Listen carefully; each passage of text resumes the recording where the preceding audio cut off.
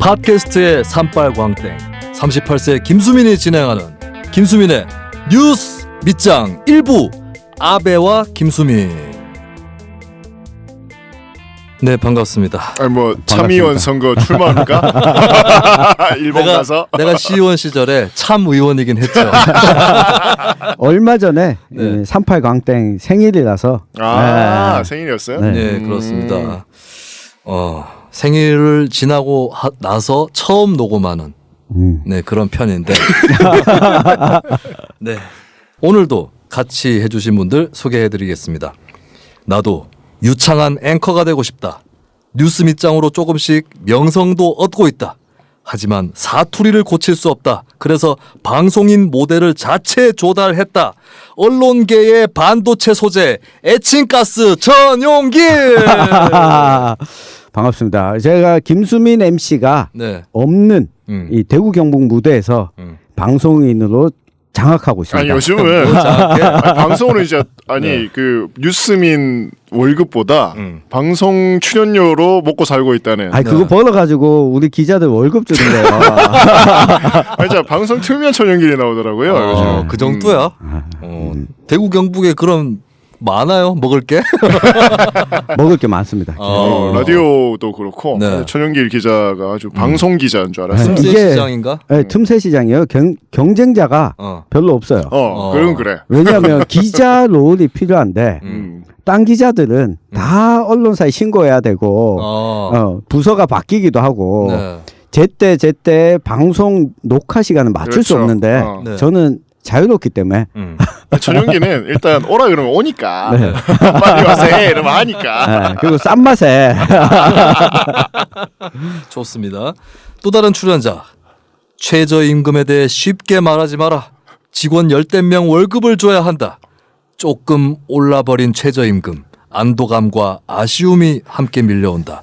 인디계의 경영자 총연합회 자본가 이창원.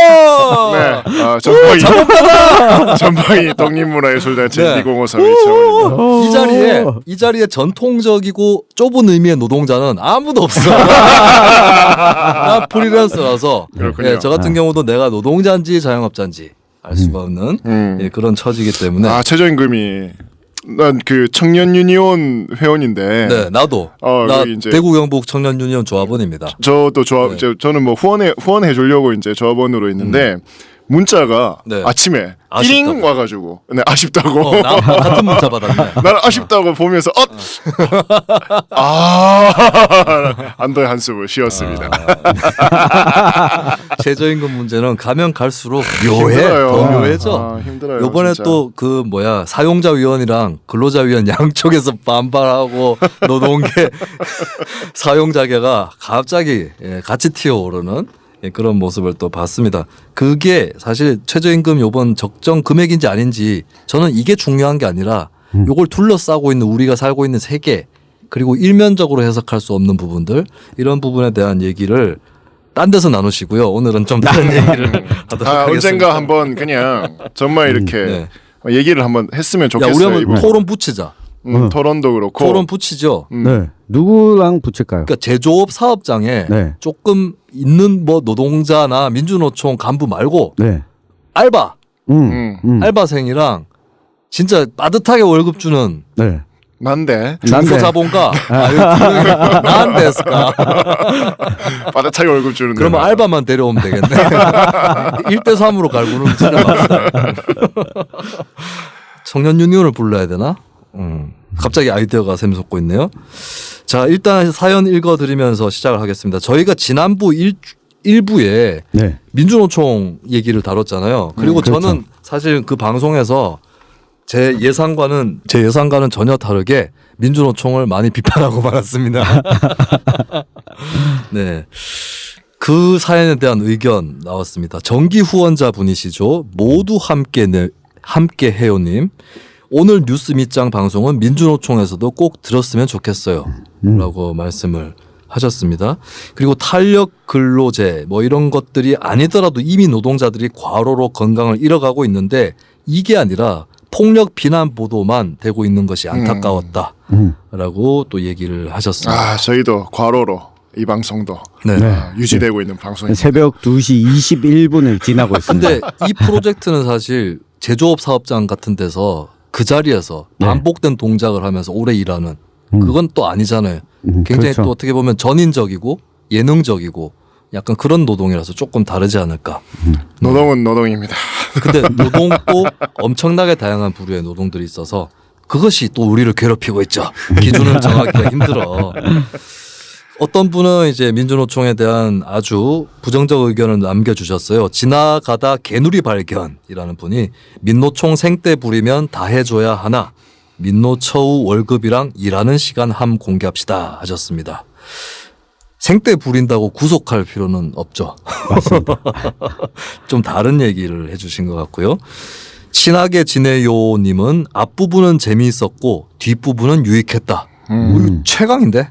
그렇네요. 네, 이게 순서를 잘못 짜서 앞부분은 유익하고 뒷부분은 재밌으면 안 듣고 중간에 내려가시는 분들이 있는데 그렇게 봐주셔서 고맙습니다. 그리고 이분은 한편으로는 민주노총과 현 정부가 사이 안 좋게 보이면 보수 지지자들한테는 어필하는 면도 있지 않을까라고 생각해봤는데 너무 나이브한 거겠죠 하셨어요. 근데 실제로 민주노총하고 문재인 정부가 싸우면 조중동이나 자유한국당 쪽에서 야 문재인은 민주노총과 다르네 이렇게 생각은 할지라도 겉으로 절대 그렇게 말하지 않습니다. 네. 예. 그리고 문재인 정부가 일정 부분 민주노총 말을 들어주면 이야 저것 봐라 민주노총 정권이다 이러는 거예요. 중요한 것은 이 페이스에 넘어가면 안 된다. 상대방의 행동에 따라서 자기 노선을 결정하면 안 된다는 겁니다. 상대방을 오히려 자기가 들고 놨다가 그렇죠. 예, 이 길을 우리가 모색해야 됩니다. 주도해서 가야죠. 문재인 정부든 민주노총이든 그리고 자유한국당도 계속 남이 하는 것 보고 거기에 반사적으로 할 생각하지 마십시오. 제1야당이 자꾸 반사적인 행동만 하고 있어요. 자기 길을 가십시오. 제발. 그리고 이제 행복하세요 투님께서는 일부 민주당 지지자들에 대한 불편함을 좀 털어놓으셨어요. 민주노총에 대해서 함부로 말하는 사람들 중에 그렇게 극단적인 신념을 아무렇지 않게 표출하는 민주당 지지자가 있다. 뭐 이런 얘기를 또 하시면서요. 그러면서도 이분은 민주당이 되게 잘못됐다고 보는 그런 분은 또 아니었습니다. 자신의 성향은 민주당, 정의당, 녹색당 돌아가면서 찍고 이런 분들 또 많이 계시죠. 그리고 이제 자한당이 내년 총선에서 120석 미만 가져갔으면 좋겠다라고 하는 이런 분들이 또 계셨습니다. 여러 가지 의견들이 있을 수 있겠어요. 그리고 이제 정의당 특집이라고 네. 할 수 있는 지난 2편에 대한 글들도 조금 올라왔는데 아마 저희가 2부에서 더 소개를 시켜드릴 수 있을 것 같고 이상한 새끼님. 팟캐스트 게시판의 스타. 이거 저희의 애청자분이시죠. 저는 정의당을 지지하는데요.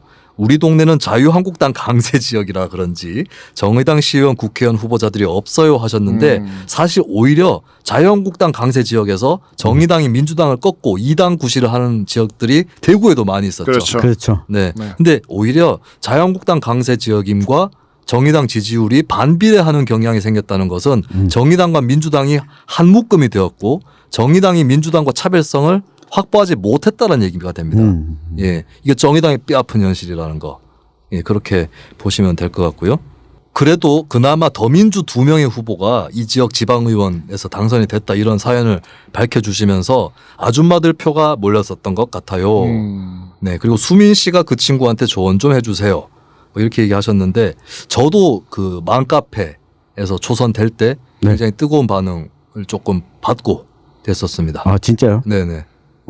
거기가 주요 지지층이야. 네. 뜨거운 반응의 이유는 뭐였나요? 이유는 뭐냐면 우리가 2부에서 다룰 네. 박철상 사건처럼 네. 그 사람들도 나에 대한 환상이 있지 않았을까. 사실 이제 맘들은 민주당 지지자가 많아요. 그러니까 민주당 또는 반자유한국당. 네. 네. 그런 분들이 많은데 또 실제로 이분들이 투표장에 이끌게끔 나오게 하는 것도 굉장히 큰 전략이에요. 그렇습니다. 그러니까 사실 이렇게 상대적으로 정말 자기와 밀접한 생활 정책이 아니면 이게 큰 정치에 또 관심이 없는 세대이기도 하거든요. 그렇습니다. 그렇기 때문에 오히려 지역 정치를 하는 사람들은 정책 개발도 좀 맘카페 같은 데서 이렇게 네. 청취도 좀 하시고 무엇보다도 이분들이 어떻게 하면 신나게 투표를 하러 나오게 만들어낼 것인가 이런 전략을 그러니까 잡는 게 굉장히 중요하죠. 그래서 이제 첫 번째 선거의 경우는 저에 대한 기대감 그리고 저런 정치는 오랜만에 거의 처음 보시거나 하는 분들이 많았기 때문에 그랬죠. 네. 예, 그 때문에 이제 표가 많이 몰렸었고 두 번째 선거 때도 맘카페 지지를 받았지만 맘카페의 지지는 선거가 끝나고 나서 확인이 됐습니다. 왜냐하면 이분들이 방심한 거예요. 당연히 제가 당선될 줄 알고 아하. 네. 그런 일들이 또 있었습니다. 언제 네. 우리 그 김수민 씨 4년 의정 활동 총 정리 한번 합시다. 총정리 그거 좋네요. 팟캐스트 그거 무슨 그 뭐야 네. 그 정치인들 그거 50편 나온다.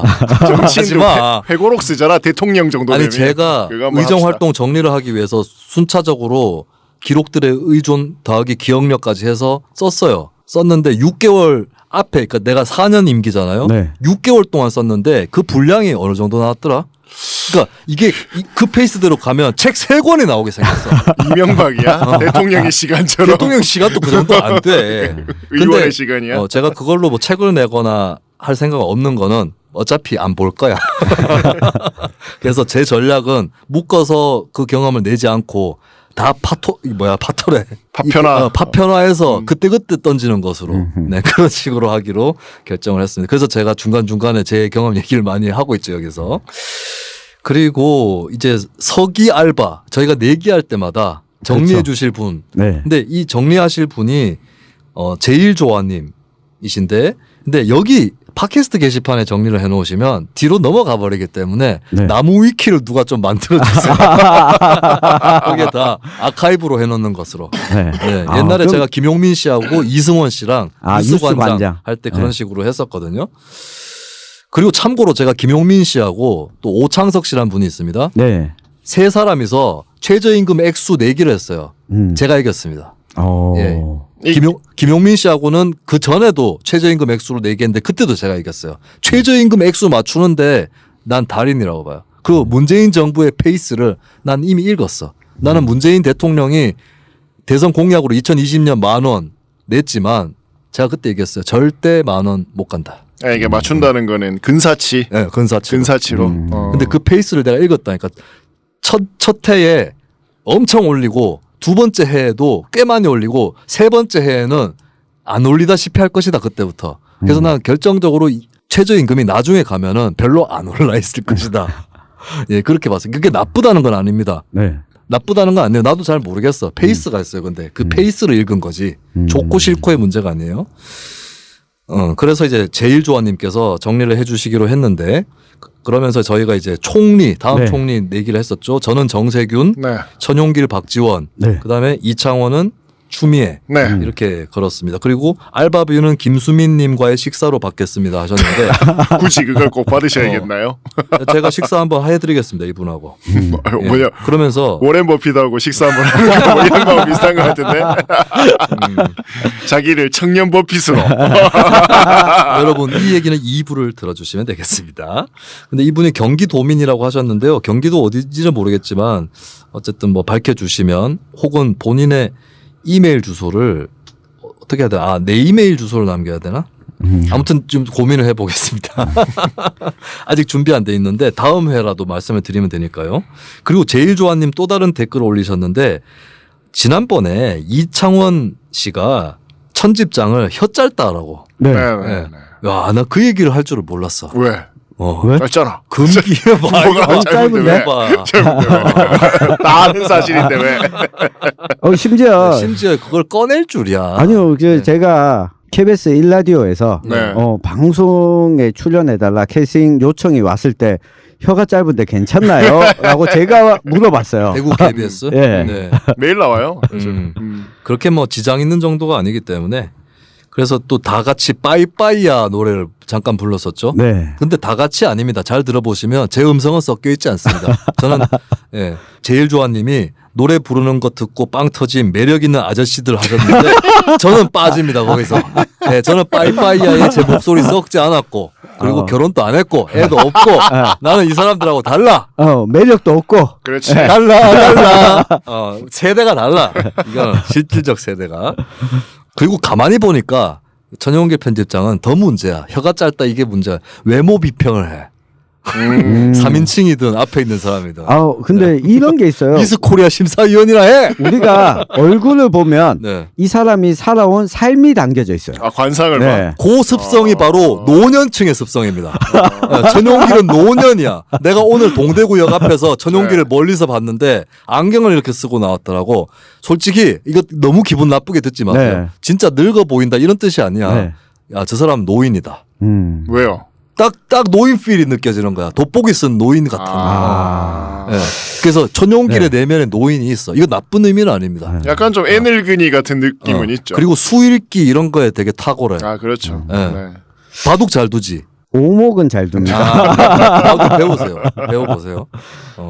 그리고 오히려 이창원이 약간 30대 초반 정도의 청년의 매력이 있어요. 저는 늘 그 세대에 갇혀 있어요. 그 갇혀 있고 저는 모든 세대를 넘나들 수 있어요. 시끄럽고 넘어갑시다. 친하게 지내요님 듣다가 김수민 씨가 제 댓글 읽으시면서 버럭하셔서 겁나 놀랐어요. 제가 이분한테 사과드리겠습니다. 그러니까 이분이 지난번에도 댓글 소개가 됐는데 주 3회로 늘어났으면 좋겠다라고 했더니 제가 지금 주 5회를 하고 있는데 무슨 소리 하시냐고 했는데 생각해보니까 2주에 5회네. 맞아요. 자, 다시 정리합니다. 뉴스 밑장은 일주일이 14일입니다. 네, 이분이 이제 사실상 그러니까 한 2주일에 6회 정도 올라갔으면 좋겠다. 이런 말씀을 하셨던 거고 제 편견, 제 프레임에 갇혀 있어서 이 글을 오해했었다, 곡했었다라는 부끄러운 고백을 하셨습니다만, 근데 이분이 제가 어떤 분한테, 그러니까 경상도 폄하론을 펴는 분한테, 이렇게 욕을 하지 않습니까? 그걸 듣고 자기한테 버럭한 건 아무것도 아니었구나라고 잊혀지시네요라고 그렇게 얘기를 하셨습니다. 고맙습니다. 제가 그리고 다시 한번 오해에 대해서 사과를 드리겠습니다. 저의 편견에 대해서는. 그리고 홀리슌님께서 김수민의 호구로 들어왔다가 점점 천집장의 호구가 되어가는 느낌. 크크크 영업당함 하셨습니다. 후원 받으셨나? 사실은 이게 바로 이 프로그램의 속살입니다. 그렇죠. 김수민의 뉴스 밑장은 허울에 불과합니다. 그리고 이창원 제일 말 적어 여기서는. 그래요. 구조가 이렇게 편성이 돼 있어요. 사실 대구 CBS 할 때는 이창원은 말 제일 많았거든. 지금 제일 적어요. 근데 이창원 씨에 대해서 제가 어느 PD가 뉴스 밑장을 듣고 서울 지역에 있는 PD가 이창원 씨에게 가장 주목하고 있다고 자기는. 맞아요. 왜요? 빈틈을 다 메꿔주고 있다. 뒤에서 따라가면서 빈틈을 다 메꿔주고 있다라는. 저는 여기 리액션 하러 왔죠. 치어리더. 오히려 그 역할은 잘 못하고 있어. 내가 이창원을 보면은 피곤해서 빨리 끝내고 싶어. 나 이창원 얼굴 보는 게 너무 부담스러워. 시원해. 나이가 많아서 그래요. 돈도 안 되고 내가 얘기하지 마. 이 뭐 하는 거야 나는. 유일한 40대라서. 그렇죠. 근데 제가 요즘 진짜 청취자분들을 지역사회에서 조금씩 만나고 있는데 얼마 전에 뉴스민 후원을 시작했다라는 분을 뵌 적이 있습니다. 네. 누구죠? 아는 사람이더라고. 근데 우리가 좀 이게 주의해야 될 게 청취자 비중을 정확하게 알 수는 없지만 나의 기대보다는 저의 기대보다는 외지 사람이 많은 것 같아요. 근데 이거 맞아요. 대구 경북 안에서 안 퍼지면 소용없어. 그렇죠. 그렇죠. 그리고 퍼질만 해요. 왜냐하면 우리는 전국 방송이라서 오히려 지역민들이 더 관심을 가질 수 있어요. 지역에 갇혀 있는 방송이면 관심 없어. 이게 한국 지역의 딜레마예요. 그렇죠. 그래서 외부에 계시는 분들도 오히려 이 대구 경북에 있는 분들한테 이 방송을 좀 많이 들어라고 오히려 좀 역으로 역수출을 좀 해주시기 바랍니다. 이거 해외 교포들 이거 들으시면 참 좋을 것 같아요. 네. 근데 어쨌든 간에 우리는 등잔 밑도 챙겨야 된다는 거. 대구 주변의 청취자분들이 이웃들한테 많이 권해주시고 지난번에 이완영 편 단톡방으로 막 이게 최고야. 난 그 얘기 듣고 너무 뿌듯했어요. 난 그런 반응이 있을 줄 몰랐어요. 우리 백이철 편도 근데 나 동구에서 궁금한 거 있어. 칠곡 성주 주민들은 나의 이완영 성대모사를 어떻게 생각하시나? 별로 안 비슷한데. 거기까지는 그리고 몸으로 웃기려면은 보면. 이완영이 생각나면 더 웃길 거 아니에요. 그러니까. 이왕. 미워합니까? 그리고 제가 만났던 칠곡 성주 주민들은 음. 김수민의 이완영 성대모사에 네. 아무 관심이 없었어요. 그럼 뭐에 관심이 있었던 거야? 뭐가 재밌었던 거야? 칠곡 주민들은 내가 칠곡 농산물 이야기해줄 때 정말 좋대요. 아, 이거 그 성주 주민들도 아니 뭐 가슴이 조마조마하다 이런 반응들이 있었다면서요. 네, 제가 네. 뭐에 꽂히신 거야 그분들? 이완영이 날아가고 네. 본인들이 축하 파티를 벌였다. 그 이야기를 해줘서 자기 감사했다. 얘기해서. 근데 근데 이게 중요해요. 타집 분들은 네. 이완영 성대모사 그리고 우리가 꽁트했던 거 네. 이게 그렇죠. 재밌었어요. 네, 이게 중요해요. 와 이게 사람마다 그러니까 확 다르네. 재밌네. 그 중앙 프레임에 갇힌 중앙 언론 프레임에 갇혀 있는 우리 이 지역 사람들은 자기의 이야기가 오히려 타 지역에 중앙에 나간다. 수출되고 있다. 네, 이런 거에 굉장히 어허. 크게 받아들이는 거죠. 네. 오히려. 네. 사람마다 또 다 받아들이는 게 다르고 참 네. 재미나네요. 그리고 약간 경향적으로 그러니까 청취자분들 중에서도 소비자적 성향이 강한 분들이 있고 생산자적 성향이 강한 분들이 있어요. 네. 소비자적 성향이 강한 분들은 천집장의 매력에 빠지기 시작했어. 예를 들면은 행복하세요 투님 같은 경우에 네. 천집장님 너무 웃겨요. 크크크크크크크 괄로 열고 한 99% 확신하는 듯 상기된 목소리로 오 이건 저는 한 60% 정도 이길 것 같습니다. 이게 뭐였냐면 저하고 천용길 편집장이랑 정계특위 위원장. 민주당에서 정계특위 위원장을 맡기로 했잖아요. 선거제 개혁을 위해서 네. 누가 맡을 거냐. 네. 천용길은 최재성 의원, 네. 나는 원혜영 의원에 걸었어요. 네. 그랬는데 묵묵해라님께서 최재성 의원은 일본의 경제보복 대책특위 위원장을 맡게 됐네요. 네. 사실 경제보복에 대응하는 정치인이 선거제 개혁까지 맡는 거는 마치 김정은이 당과 국가 지도자를 이번에 겸직한 거랑 비슷하지 않나? 너무 아니요. 지나쳐. 이 경제보복 이게 너무 대책 지나친 초유의 플레이. 위원장은 더불어민주당 당내 위원장이고. 그러니까 그래도 네. 어쨌든 간에 맡은 업무가 그 아베와 각을 세우겠다라고 하면 최재성 의원이 전면에 나서고 그 다음에 선거제도까지 내가 완수해내겠다라고 믿고 싶어요. 근데 우리의 예상이 빗나간 게 민주당이 아직도 정계특위위원장을 임명하지 않았습니다. 네. 그때 우리가 눈치챘어야 되는 게 지도부에 위임했거든. 네. 그거는 기한을 자유자재로 잡겠다는 얘기입니다. 이게 또 정치의 속살인 것이죠. 그랬는데 어쨌든 이렇게 천용길 편집장에 대한 얘기들을 소비자적 성향이 조금 더 있는 네. 분들이 하시고 생산자적 관점이 있는 분들이 이창원 씨에게 주목하고 있습니다. 네. 왜요? 뭘 생산하는 거야? 그러니까 저 사람이 저 프로그램에서 어떤 롤을 수행하고 있고 맞아요. 무엇을 해주고 있고 제작진 입장에서 저 사람의 필요성을 알고 역시 있는 거죠. 저는 B2B에 강합니다. 네. 역시 제 고객을 정확하게 아는 거죠. 역시 이창원이 유스민보다 돈을 더 잘 법니다. 네.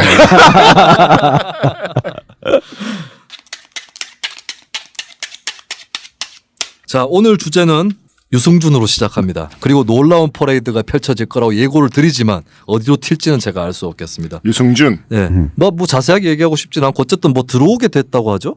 내 손을 잡아봐. 나는 여기 안 꼈어. 어디든 함께 갈 테니. 저는 썩 좋아하지 않았어요. 그러니까 사람이 싫었다는 게 아니라 그의 여러 가지 뭐 음악적 퍼포먼스 이런 것들이 나는 좋아하지 않았어요. 저는 유승준 씨는 네. 이현도가 김성재한테 하고 싶어 했던 것을 꿈을 풀었다. 저는 근데 그런 너무 생각이 좀 다른데 들었습니다. 김성재와 아니, 그러니까 유승준은 그렇죠. 사실 간지면에서는 김성재를 따라올 사람이 없어요. 그러니까 완전 달라요. 역대급 간지예요. 김성재는 정말 이게 간지 하나만 놓고 보면. 근데 그 한이 있었던 것 같아. 나는 김성재한테 못 풀었던 이현도가 그 어떤 솔로 댄스 뮤지션에 대한 그것을 나는 일부 좀 풀어줬다. 보컬이 좀 부족했던 김성재. 아니 근데 김성재가 이현도보다 보컬이 나아. 그렇지 않아요? 오히려 더 나았던 것 같아 나는. 그러니까 무대 퍼포먼스, 그러니까 김성재는 그냥 내추럴 본간지예요. 그러니까 지금 그 말하자면 때 그 무대 한번 딱 보시면 저는 어떻게 저런 무대를 딱 한 번의 무대, 딱 한 번의 무대를 보시면 이게 뭐 패션하며 몸매하며 음악하며 모든 게 완벽하게 딱 떨어지는 정말 간지를 보여주고 있는데. 근데 제가 보컬 얘기를 왜 하냐면 이현도의 이현도의 정체성 때문인데 이현도는 사실 프로듀서 작곡가 정체성이 워낙 강했고 그렇죠. 그 보컬이 되게 부차적이었어요. 네. 근데 오히려 보컬로서의 성격을 갖고 있는 노래의 가창력이 음악의 차원이 아니라 그것이 김성재였고 사실은 이게 1대1의 듀엣의 만남은 아니었다고 봐요. 네. 예. 그 굳이 비유하면 둘이 옆으로 서서 춤을 추고 있지만 실은 김성재가 앞에 서 있고 뒤에 이현도가 서 있는 그림이었다고 봐요. 보이지 않는 그림. 이렇게 유승준의 열정. 네. 이 세상에 팡! 이 곡은 거의 김성재한테 하고 싶어 했던 지금 곡이에요. 약간 필이 팡이 윤수일 밴드의 아름다워의 팡 같아. 아름다워. 올드해. 자, 우리가 나중에 네. 우리 나중에 한번 그 옛날 대중 문화 얘기 한번 합시다. 아, 그럽시다. 그렇습니다. 네. 우리 여름 네. 휴가 특집으로 네. 네. 한번 하죠. 90년대, 네. 뭐 2000년대 초반. 네. 90년대 끝도 없어. 끝도 없지. 그러니까 그렇죠. 여기서 그리고 난 또 전문가야. 하나 드러난 게 저는 김성재가 누군지 잘 모릅니다. 조카. 내가 출연자에게 욕하는 건 처음이야. 김성재가 누군지 잘 모른다. 유승준 세대. 아하. 그리고 유승준의 팬이었습니다. 무엇보다도 네. 유승준이 그 170도 안 되는 키로 아하. 키 작아. 데뷔를 키 했다는 게 네. 그래서 저는 탐 크루즈, 키 작은. 유승준 작은. 뭐 이런 가수들을 참 좋아라 했고 자기가 키 작아서. 네. 근데 그래. 저한테 유승준 씨 하면 네. 물론 음악 저는 이제 이현도의 어떤 그 뭐 음악 이제 관심 많을 때니까 네. 요거를 봤었고 또 한 가지 사건이 유승준 씨가 그 문제가 되었던 그 병역 기피 네. 사건이 거기 뭐 아는 거 있어요? 제가 군대에 있을 때예요. 그 사건이 잃어버려질 때가. 군대 이야기 시작이 되네요. 아, 나도 그때 그러니까 그 사건 직후에 군대를 갔나? 저는 아니, 그 사건이 몇 년 조져 그게? 그게 2002년 3년 요때였던 걸로 기억이 나는데 그러니까 내가 군대 갈 무렵이야. 딱 그때 제가 어떤 일이 있었냐면 제가 PX에서 이 휴일에 네.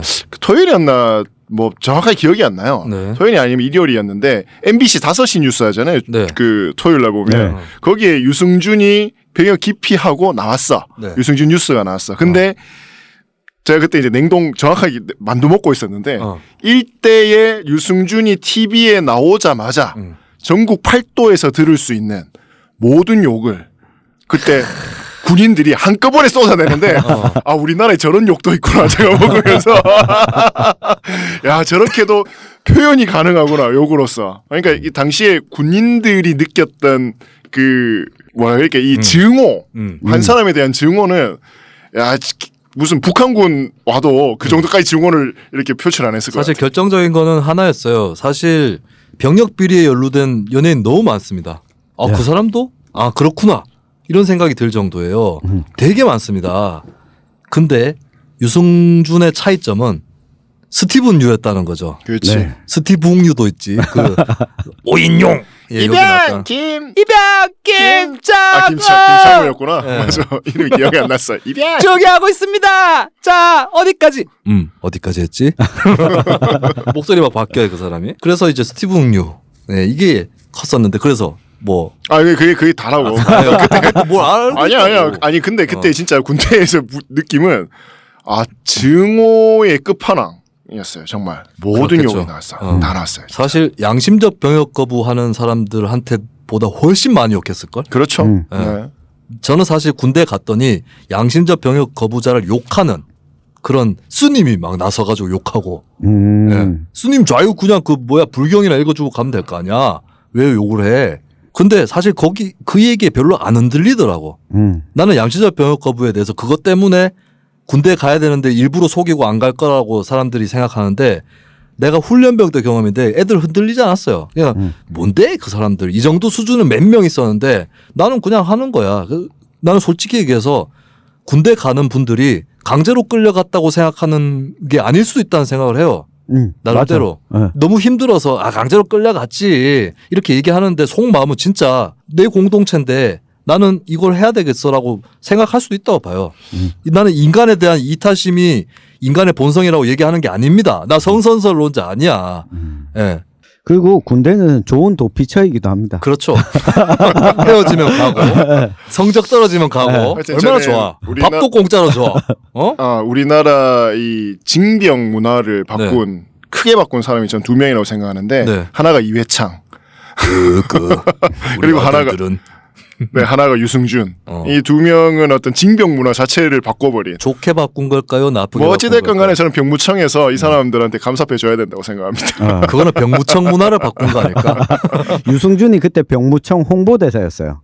아, 심지어. 네, 심지어. 그러니까 변우민 씨, 탤런트 네. 변우민 씨는 병역 비리가 드러나고 나서 군대에 갔고 네, 그 군을 홍보하는 영화를 찍었습니다. 근데 유승준은 거꾸로였던 거지. 맞아요. 네. 싸이도 2번 갔잖아. 네, 사이드 두 번 두 번 갔죠. 갔죠. 사이드 두 번 갔고 참 기구한 사람들이 많아요. 근데 저는 징병제론자입니다. 확신이 있는 징병제. 그러니까 불가피하다가 아니라 모병제가 틀렸다고 생각하는 사람이에요. 저는 나중에 토론할 기회가 네. 있었으면 좋겠는데 네. 저는 방법은 하나밖에 없다. 군 복무 기간을 줄이는 것밖에 없다. 줄이면은 축구 뭐 금메달 땄다고 안 보내고 이런 것도 없앨 수 있다 잘하면. 아니면 난 좀 여러 가지 아이디어를 열어놓고 있어요. 30 넘어서 한번 가라. 군대 좀 나이 들어서 가야 돼. 내가 봤을 때 너무 어려서 보내. 맞아요. 그래서 사고 나는 부분이 분명히 있습니다. 구타 가혹행위 포함해서. 예. 아니면은 20살에 6개월 갔다 오고 30살에 6개월 갔다 오든가 다양하게 열어보. 난 그리고 나 여성 징병론자예요. 그리고 난 그게 페미니즘이라고 생각해. 물론 여성 징병에 반대하는 페미니스트는 가짜 페미니스트라고 생각하는 건 아닙니다. 근데 페미니즘이 가야 될 방향이 그거라고 보고 그래서 내가 조만간에 이스라엘 여군 징집하잖아요. 네. 이스라엘에 대한 공부를 할 거예요. 네. 나의 원대한 포부인데, 네, 근데 이제 군대에 대해서 우리는 항상 곤두서 있죠. 그렇죠. 그리고 마음속으로도 많이 쌓여 있죠. 네. 이거를 건드렸어요. 유승준을 이용해서 정치 장사를 크게 하신 분이 있습니다. 네. 사람들이 잊고 있더라고 이거. 내가 얼마 전에도 다른 팟캐스트 녹음하면서 얘기했는데 아무도 못 맞춰. 일부러 잊었는 건지 거짓말 하는 건지 아무도 기억이 안 나는데 김용민 씨도 기억이 안 나는데요. 이걸 통해서 홍준표는 대스타가 됩니다. 홍준표가 모래시계 검사로 데뷔하고 국회의원 된 이후에 초창기의 정의로운 이미지였지만 계속 김대중 저격수, 노무현 저격수 하면서 계속 이미지가 나빠지다가 홍준표가 스타 정치인이 된 계기가 2005년에 그러니까 그때 유승준이 입국하다 거부당했죠. 네. 네. 그러면서 아예 이게 제가 자세히 설명 안 드리겠지만 이걸 제도화해 버리자라는 취지로 네. 만들려고 했던 법안이 홍준표법입니다. 네. 홍준표와 유승준은 상관관계가 있어요. 아하. 묘해 이거. 예. 그렇습니다. 근데 이 홍준표의 또 다른 정체성이 있어요. 강제징용 피해자의 유가족입니다. 홍준표가. 그러면서 유가족이 나서서 이거 못하겠다 내가 상대모사. 김용민 때문에 헷갈려갖고 내가 홍준표 성대모사를 버렸어요. 김용민한테 당했어 내가. 그래가지고 홍준표가 이거 강제징용 문제는 털어야 된다. 나도 유가족이지만 이래 버려요. 이건 나름 힘이 있는 겁니다. 그렇죠. 황교안보다는 홍준표가 네. 파워가 더 세 이 문제에서도. 지금 전반적으로 홍준표의 페이스가 굉장히 강력하고 자유로워요. 네. 황교안은 침체 상태입니다. 제가 이걸 줄여서 이렇게 표현합니다. 넓을 홍, 거칠 황. 아무도 안 웃네. 아니 이게 그 웃겨, 이게? 못 알아듣네. 이게 웃겨? 웃으라고 하지 이게 않았어. 웃겨? 웃으라고 이걸 하지 페이스북에 어. 이미 공개를 해놔가지고 그래요?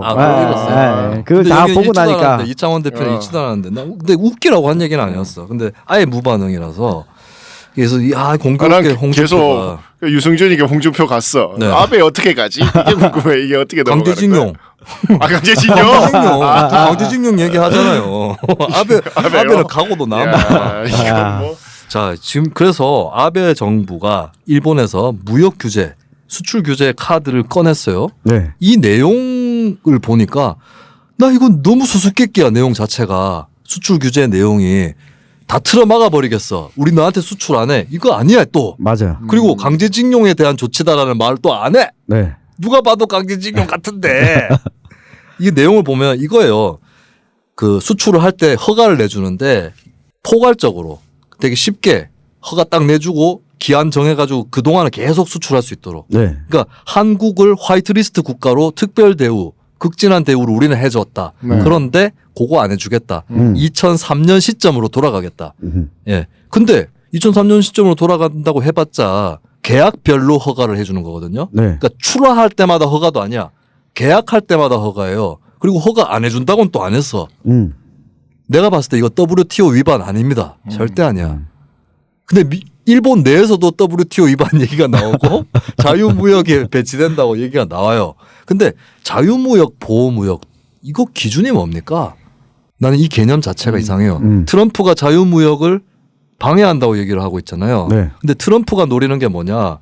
중국의 국가가 주도하는 자본주의를 갈아버리겠다는 거예요. 세계 자본주의에 중국 자본주의를 편입시키겠다는 거거든요. 그러면 그게 자유무역일 수 있어 오히려. 자유무역과 보호무역의 기준은 뭔지. 우리가 한미 FTA 얘기할 때도 특히 반대 진영에서 네. 이건 자유무역 협정이 아니라 미국의 보호무역 협정이다. 이런 얘기를 또 했어요. 이 딜레마 속에서 WTO 위반이라고 하는데 제가 봤을 때 그러면 2003년에도 WTO 위반이었다는 거잖아. 이렇게 치면은. 그때 처음으로 네. 화이트리스트에 올릴 때 올리기 전에도 올리기 전에도 올리기 전으로 돌아가겠다는 거잖아요. 네. 그때도 WTO 위반이었다는 건데 그때는 왜 얘기 안 했어? 그리고 마침 WTO라는 기구 자체가 올 연말부터 무력화된다고 합니다. 트럼프의 큰 그림 중에 하나라는 얘기가 있어요. 근데 WTO가 무력화되는 게 보호무역일까 자유무역일까 이게 헷갈려요. 하여튼 이런 아리송다리송한 그런데 그러면 여기까지만 보면 아베가 다 허가해줘. 그러니까 아베가 허가하는 게 아니라 허가 당국이 다 허가해주다가 갑자기 언제부턴가 막히거나 이게 도대체 어떻게 될지 알 수가 없는 거예요. 그래서 도대체 이게 무슨 수냐. 어떻게 생각하세요? 나는 네. 유승준에서 여기까지 온 게 무슨 수냐. 이게 뭐야. 아니 네. 저도 지금 머릿속에서 계속 내 손을 잡아 이것만 시험 치기 전에 그런 노래 들으면 안 돼. 나 그것만 갑자기 반복하고 있어. 나 갑자기 샤이니의 링딩동으로 지워.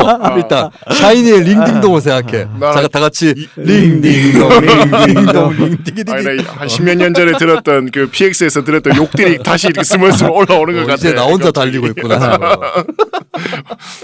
그래서 나 이게 너무 궁금해요. 이게 도대체 뭐냐. 근데 분명히 드는 생각은 이거 졸라 오래 준비한 수다. 아 아베가 애매모호한 네. 거 골라 잡았고 네. 앞으로 어떻게 할지 예고가 안 되면서도 다양한 가능성들을 예고해주고 있는. 그리고 또 다음에 또 무슨 수가 등장할 수 있겠죠. 지금 또 얘기 좀 나오잖아요. 뭐 비자를 어떻게 한다느니. 네. 네, 되게 웃길 거가 왜냐하면 우리가 불매운동 한다 그러잖아요. 네. 너네 나라 관광 안 해? 이랬더니 아베가 오케이 이러면서 무비자 그거 없애버려. 이건 또 뭐야? 도대체 누가 이기는 게임이야 이거? 네.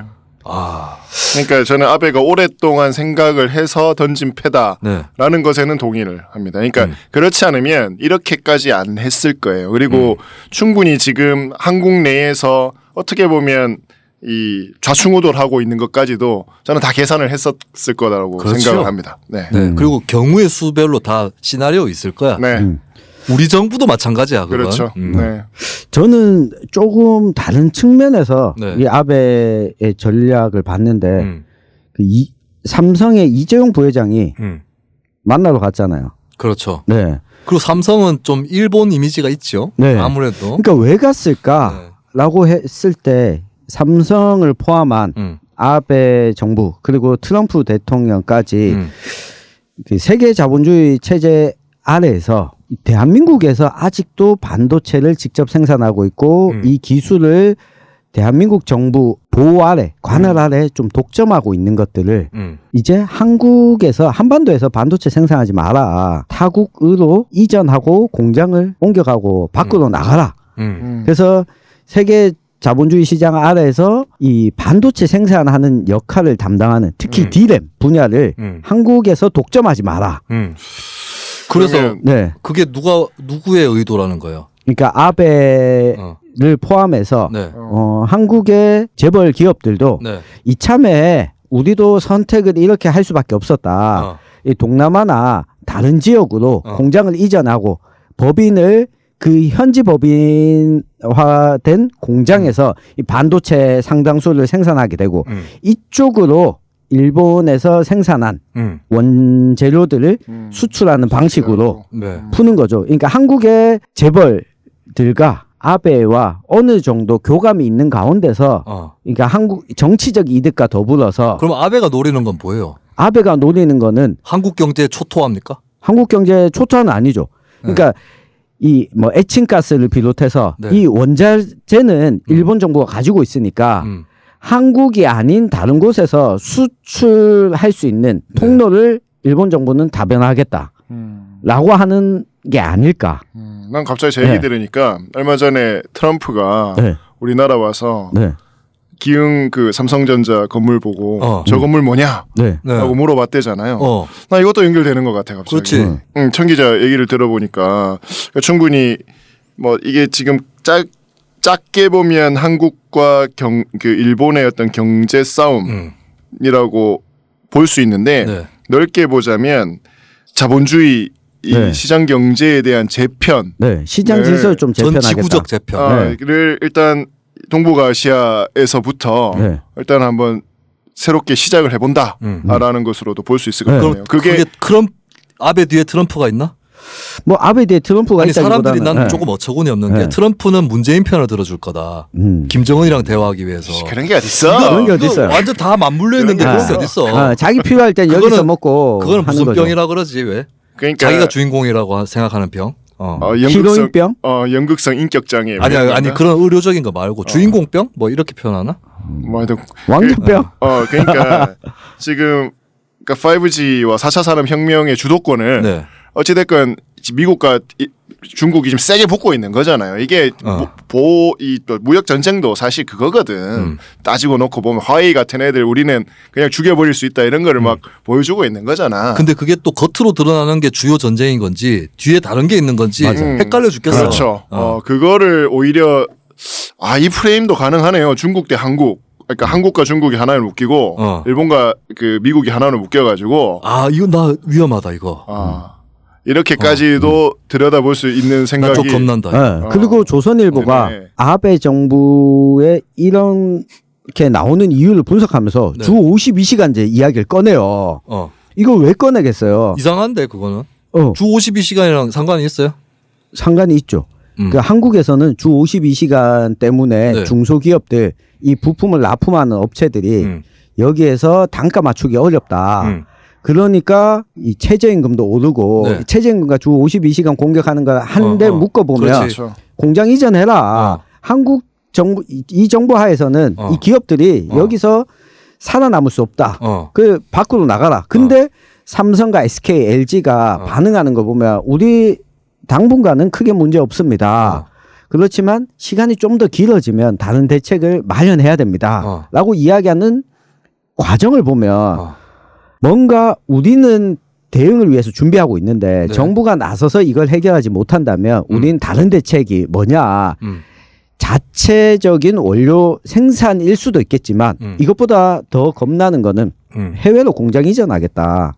이 방법밖에 답이 없습니다. 지금. 이걸 위한 포석으로 주 52시간제와 최저임금에 대한 공격을 그러니까 아베 정부의 대응과 함께 묶는 거죠. 그렇다면 황교안은 왜? 네. 황교안은 생각이 없어서. 아니 황교안은 왜 그러면 네. 그 외국인들에게 임금을 덜 주자고 얘기했을까요? 그러니까 그 홍준표 전 대표가 네. 자기 페이스북에 네. 써놨잖아요. 황교안 대표는 시장 경제를 모르는 사람이다. 아니 혹시 이거 아니야? 네. 황교안이 노리는 것은 공장 해외로 이전을 하지 말고 네. 외국인들을 불러들여서 오히려 나는 황교안 말 듣고 이해가 안 갔던 게 네. 외국인을 임금 덜 주면 외국인 고용이 더 늘어날 거 아니야. 맞아요. 근데 그 황교안이 노린 건 혹시 네. 그가 합리적인 사람이었다면 공장이 해외로 아예 빠져나갔느니 네. 공장을 일단 국내에 두고 외국인들을 우리나라로 불러들여서 채용을 시킨다는 거죠.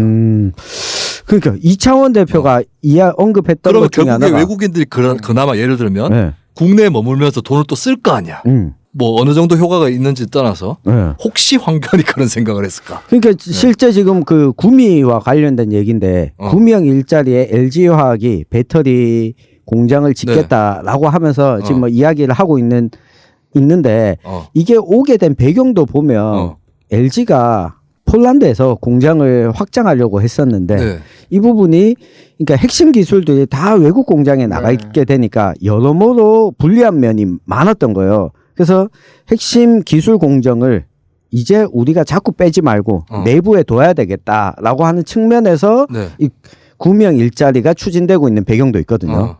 그러니까 한국 기업들 가운데 일부는 지금 문재인 정부와 네. 궤를 같이 하는 대화가 잘 통하는 기업들 일부는 공정 일부를 한국에서 빼내지 말고 좀 남겨놔라 라고 설득하고 있고 청와대는. 네. 근데 아베가 보기에는 이 한국이 이 5G 신기술 시대에 이 핵심 기술들 자꾸 한반도 내에 보유하려고 하는 모습들이 보이는데 여기에 대해서 우리가 좀 적극적으로 대응하겠다. 핵심 기술을 가지고 있어야 되는 거는 일본 정부지. 한국은 다 나가라. 이걸 저는 한국의 재벌 기업들과 어느 정도 썸씽이 있었던 게 아닌가. 그렇다면 네. 자, 한국에 있던 공장들, 시설들이 나간다는 거잖아요. 네. 근데 한국 사람들이 먹고 살기 힘들면 네. 중국, 미국, 일본 다 같이 힘들어지잖아요. 네. 그럼 한국은 어떻게 해서 먹고 살라는 거죠? 거기까지는 생각 안 해봤어요. 그렇게 지금 죽이진 오늘 않아. 방송을 다 여기까지 생각 안 해봤어. 우리 지금 유승진에서 어떻게 이렇게 온 거야? 그렇게 털지 않아. 탈탈 털지 않거든요. 이제 정리가 좀 되는데 이런 거예요. 지금 반도체 공정. 네. 지금 삼성이 얼마 전에 그 이야기를 했잖아요. 메모리 반도체 중심으로 생산을 해왔는데 비메모리 반도체를 네. 이제 우리도 생산해야 된다. 정부도 이야기를 했고 삼성도 이야기를 했어요. 근데 이 비메모리 반도체를 어디서 생산할 건지는 이야기하지 않았어요. 삼성에서. 네, 삼성에서. 그러면 새로 공정을 확장해야 되는데 이걸 어디다 지을 거냐가 남아 있는 거죠. 그거는 아마 이재용이 네. 대법원 판결을 보고 나서 얘기하지 않을까? 맞아요. 거기서 이게 뭐야? 이게 비메모리 반도체 공장을 새롭게 확장하게 되면 네. 지금 들어가는 것보다 일본에서 수입해야 되는 네. 원자재가 더 늘어나게 되죠. 어디서 수입할 거냐, 네. 어느 국가로 수출할 거냐, 일본이 선택하는 거죠. 이제. 그렇게 되고 한국은 사실 그 동선에 없는 거죠. 네. 그러고는 한국은 지금까지 가지고 있었던 것 정도만 너네는 먹고 살아라. 죽지 않을 정도. 그렇지만 새로운 투자나 기술들은 한국이 아닌 다른 곳에서 우리가 주도할 수 있는 공간에서 잡고 가겠다, 키를. 네. 이게 저는 아베의 전략이지 않을까. 그렇다면은 이제 지금 대놓고 관건이 되고 있는 건 국산화 전략이잖아요. 네. 지금 우리나라 반도체 산업이 소재, 설비 그리고 공정이라고 표현해야 돼요. 네. 몰빵돼 있어. 맞아요. 기술적으로. 네. 더 기술적인 쪽으로 몰빵돼 있어서 그동안에는 그러니까 소재에 투자할 것을 아껴가지고 몰빵시켰던 거고 네. 일본과 분업 체제를 형성했던 거잖아요. 네. 그렇다면 그거는 어떻게 가는 것인가? 국산화. 그리고 우리 스스로 작업하자. 네. 그거는 저는 뭐 가능하지 않다고 봐요. 저도. 네. 왜냐하면 그 소재 자체가 순도가 높아야 돼요. 에칭가스라든지 이런 것들이 순도가 0.1%만 차이가 나도 그 공정에서 영향력이 확 떨어집니다. 맞아요. 네. 이걸 써가지고는 불화수소 에칭가스의 네. 그 파워가 엄청난 물질이거든요. 네. 예. 그것을 내가 언제 알았느냐? 구미 불산 사태 때. 아, 또 그렇게 가 또. 네. 이렇게 뭐 자연스럽게 가는 의식의 흐름이야. 이거 뭐 완전 야. 구미 불산 사태 때 내가 김진명의 무궁화꽃이 피었습니다보다도 더한 완전히 음모와 김진명의 코리아닷컴에 주는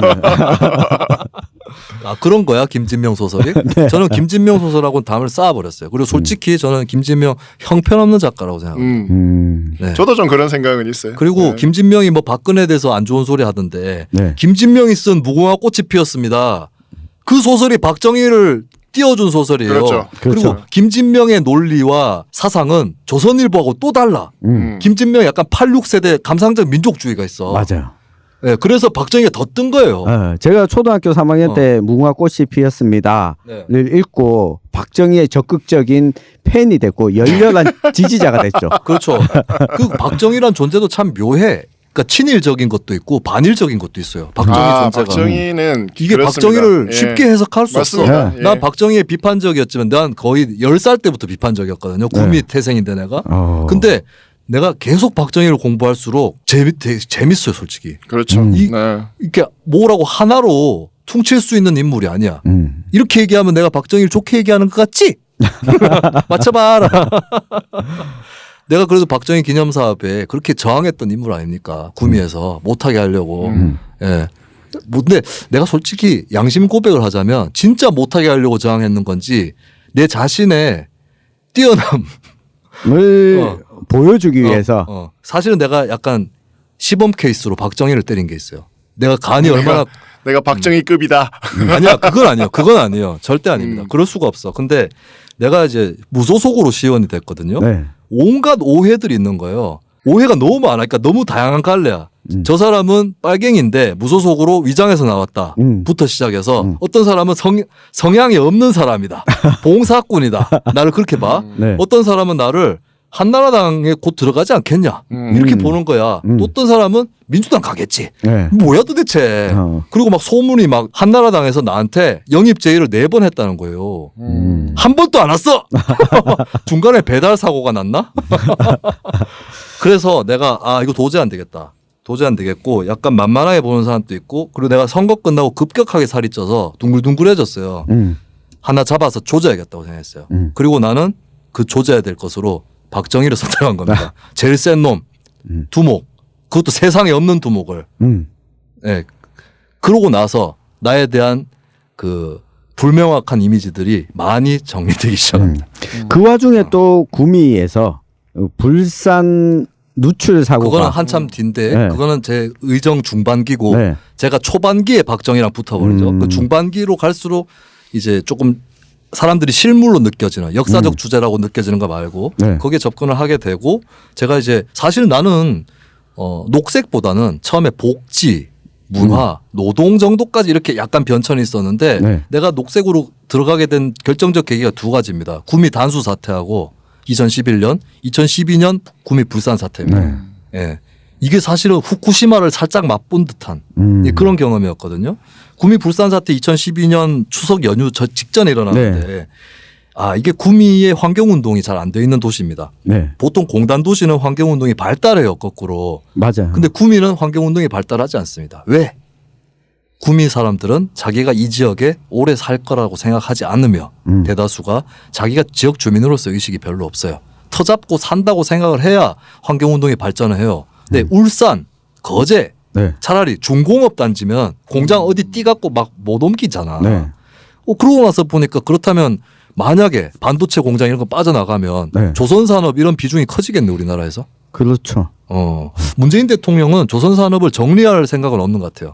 오히려 이건 아직 살아있다고 보는 것 같아. 네. 혹시 그런 이유인가? 그럴 가능성도 충분히 거기까지는 없을 거예요. 네. 그렇게까지는 점프를 하기가 쉽지 않아요. 근데 이제 산업이랑 그 구미시장 남유진 반인반신 그 시장도 나름대로 보관이 있었어. 삼성 LG가 구미에서 빠져나가니까 일본 기업을 끌어들인 거예요. 예. 그러면서 주로 사공단, 구미 사공단에 일본 기업들이 막 들어갑니다. 들어가는데 그 일본 기업들 사이에 있는 어떤 공장에서 휴브 글로벌. 휴브 글로벌에서 불산 누출 사태가 일어납니다. 네. 예. 불산이라는 사람들 다 놀란 게 구미는 첨단 산업의 도시 아닌가?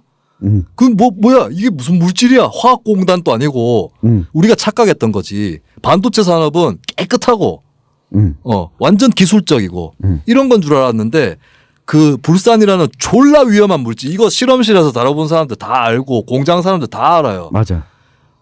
이거는 반도체 산업에 갖고 있었던 그 청량한 이미지하고는 완전히 다른 것이에요. 그게 구미에 불산을 다루는 공장이 있었고 그게 누출됐고 비정규직 노동자들이 4명이서 일하다가 누출되는 순간 다 죽습니다.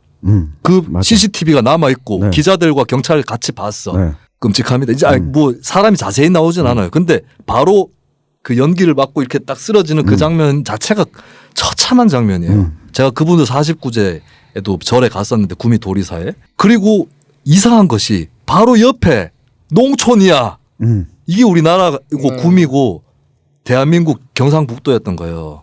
그리고 바람이 농촌 방향으로 불면서 맞아요. 불산이 논 쪽으로 퍼지기 시작합니다. 논 쪽으로 퍼지고 그 농촌 마을에까지 네. 집집마다 이렇게 퍼지게 되고 또 아파트 단지가 있었으면 네. 이것이 벽에 부딪혀서 가라앉거나 했을 네. 텐데 이게 들판이다 보니까 한 집을 건너서 그 다음 집으로 또 넘어가기가 쉬웠던 거예요. 그렇죠. 예. 그래서 동네 주민들이 당시에 가장 높은 곳에 마을의 가장 높은 곳에 있었던 뭐 체육관에 네. 모여서 밤을 지새우고 잠을 자기도 했었어요. 그렇습니다. 네. 그런데 그 긴급하게 대피한 주민들을 다시 그 자리에 복귀시킨 사람이 남유진 시장과 공무원들이었습니다.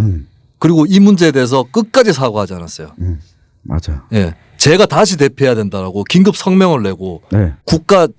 긴급 재난 구역 선포해야 된다. 네. 긴급 성명을 냈어요. 제가. 저도 처음에 사실은 뭔지 몰랐어요. 이 사태가. 그렇죠. 제 지역구는 아니었어요. 네. 그냥 불난 줄 알았고 추석 연휴라서 저는 낙동강 다리를 건너서 구미시 서쪽에 있는 저희 부모님 댁으로 가고 있었습니다. 근데 제가 집에 있는데 대구 환경운동연합에 정수근 활동가가 네. 전화가 왔어요. 먼저 간 거야 그 사람이. 네. 구미에 환경운동이 없으니까 네. 어느 정도냐면 구미에는 보팔 사태, 인도 보팔 사태라고 졸라 유명한 그 독극물 유출 사태가 있습니다. 엄청난 사태예요. 근데 난 몰라서 나중에 알고 보니까 보팔 기업을 이어받은 기업의 본사가 구미에 있었어. 그래서 보팔 사태 기념 퍼포먼스 기자회견을 활동가들이 구미에 와서 합니다. 네. 근데 구미에 있는 시민사회 활동가들은 그 사실을 몰랐어요. 나를 포함해서. 희한한 현실이야 이게.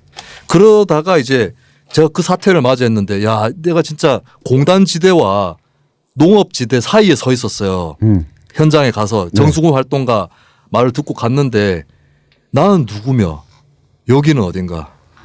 네. 이현도 얘기로 다시 돌아가야 되나?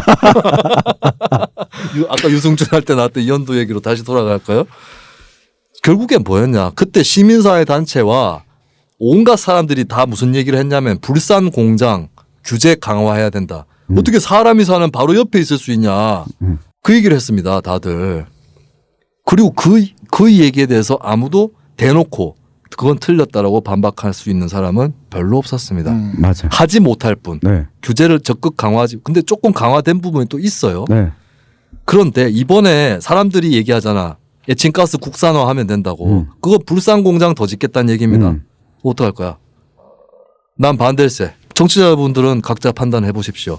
이게 저하고 어떤 부분에서 이념과 정책 노선이 비슷했던 분도 확 갈라질 수 있어요. 네. 청취자분들도 각자 놀랍도록 나뉘어질 거라고 봐요. 난 반대입니다. 내 경험 때문에라도.